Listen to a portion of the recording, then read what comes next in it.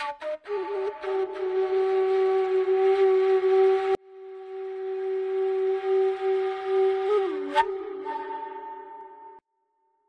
Ginting adalah seorang pejuang kemerdekaan menentang pemerintahan Hindia Belanda di Tanah Karo.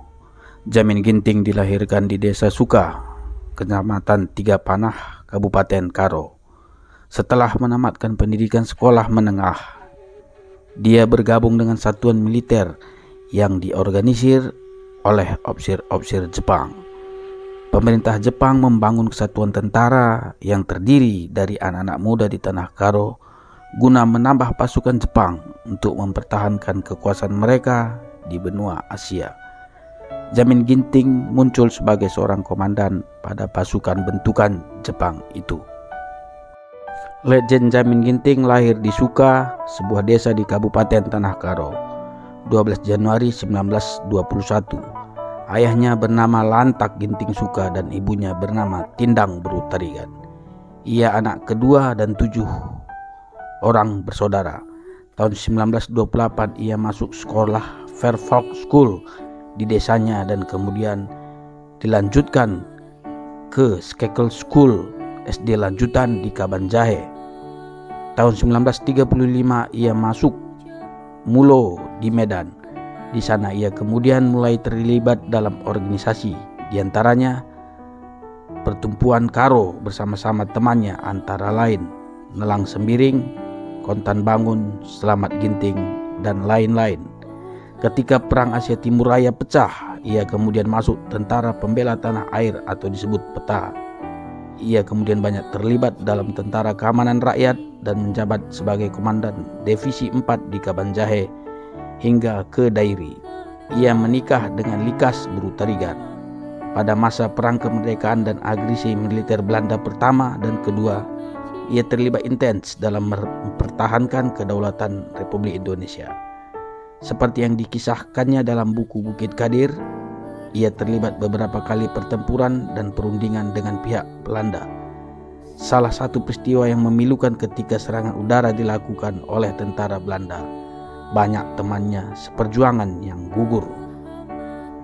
Rencana Jepang untuk memanfaatkan putra-putra Karo memperkuat pasukan Jepang kandas setelah Jepang menyerah kepada sekutu pada Perang Dunia Kedua. Jepang menelantarkan daerah kekuasaan mereka di Asia dan kembali pulang ke Jepang. Sebagai seorang komandan, Jamin Ginting bergerak cepat untuk mengkonsolidasi pasukannya. Dia bercita-cita untuk membangun satuan tentara di Sumatera Utara. Dia meyakinkan anggotanya untuk tidak kembali pulang ke desa masing-masing. Beliau memohon kesediaan mereka untuk membela dan melindungi rakyat Karo dari setiap kekuatan yang hendak menguasai daerah Sumatera Utara.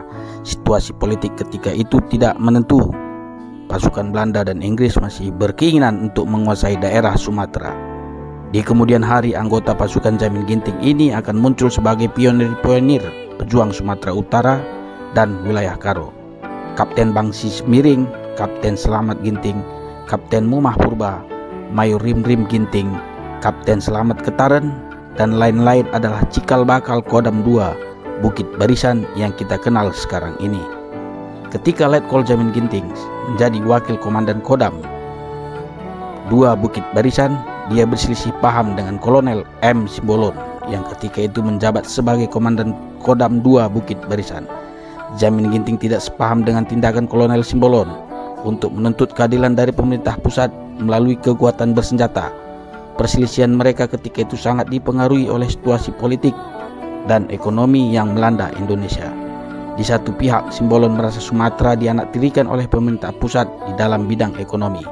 Di lain pihak, Ginting sebagai seorang tentara profesional memegang teguh azas seorang prajurit untuk membela negaranya, negara Indonesia. Dalam rangka menghadapi gerakan pemberontakan Nainggolan di Medan, Sumatera Utara, maka Panglima TT1 Letkol Infantri Jamin Ginting melancarkan operasi Bukit Barisan. Operasi ini dilancarkan pada tanggal 7 April 1958. Dengan dilancarkannya operasi Bukit Barisan 2 ini, maka pasukan Nainggolan dan Sintapohan terdesak dan mundur ke daerah Tapanuli. Di penghujung masa baktinya setelah pengakuan kedaulatan Republik Indonesia tahun 1949, ia kemudian aktif sebagai tentara di Kodam 1 Bukit Barisan sebagai wakil panglima. Pada masanya sangat banyak masyarakat Karo tertolong dengan bantuannya, dengan memasukkan putra Karo bekerja di perkebunan negara. Kemudian dia diangkat menjadi Panglima Kodam 1 Bukit Barisan, menggantikan Kolonel Simbolon. Pada saat itu sedang terjadi pergolakan PRRI yang dikenal dengan Dewan Gajah. Ia membuat strategi untuk menumpas pemberontakan tersebut, yang kemudian membebas tugaskan perwira yang terlibat. Pangkatnya kemudian dinaikkan menjadi kolonel. Tahun 1962 oleh Maijen Ahmad Yani ditarik ke Mabes AD sebagai asisten 2 operasional dan latihan Angkatan Darat. Di tahun yang sama pangkatnya kemudian diangkat menjadi Brigadir Jenderal. Di posisinya yang baru, ia banyak terlibat dalam masalah pengambil alihan Irian Barat serta konfrontasi dengan Malaysia. Tahun 1964 pangkatnya dinaikkan lagi menjadi Mayor Jenderal. Pada April 1965 ia menjadi Ketua Steering Komite Seminar Pertama TNI AD, yang kemudian melahirkan konsep Dwifungsi ABRI yang diperkenalkan oleh A.H. Nasution. Pada 30 September 1965 terjadi pemberontakan PKI. Semasa hidupnya, Jamin Ginting menulis beberapa buku. Satu diantaranya, Bukit Kadir, mengisahkan perjuangannya di daerah Karo sampai ke perbatasan Aceh melawan Hindia Belanda. Seorang anggotanya, Kadir, gugur di sebuah perbukitan di Tanah Karo dalam suatu pertempuran yang sengit dengan pasukan Belanda.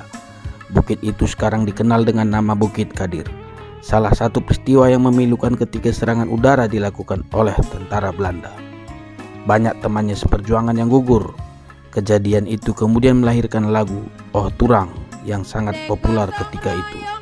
Tahun-tahun berikutnya ia aktif di lembaga DHN Angkatan 45 dan terpilih sebagai Ketua 2. Sementara sebagai pembina adalah Soeharto dan ketua umumnya adalah Adam Malik. Ia akhirnya terjun ke dunia politik dan kemudian menjadi salah satu pendiri Sekber Golkar, mewakili GAKARI atau Gabungan Karya Rakyat Indonesia. Di tahun 1970 ia menamatkan pendidikannya dari Visipol Untak dengan gelar Doktorandus. Di tahun 1971 ia terpilih kembali sebagai Ketua 1 DHN 45 dan sebagai ketua umumnya adalah Soeharto. Selama hidupnya Jamin Ginting dikenal sangat mencintai Karo, baik dalam perbuatan dan tindakannya sebagai pejuang dan pejabat negara. Karirnya di militer juga terus menanjak dengan pangkat Letjen tahun 1971. Dan di tahun ini juga kemudian terpilih menjadi anggota DPR RI Komisi 2. Soeharto yang terpilih menjadi presiden, kemudian mengangkat Jamin Ginting menjadi duta besar untuk Kanada. Namun karirnya menjadi duta besar tidak selesai dijalaninya, karena beliau wafat sebelum masa tugasnya selesai. Ia meninggal dunia tanggal 23 Oktober 1974 di Montreal, Kanada, dan kemudian dikebumikan di TMP Kalibata.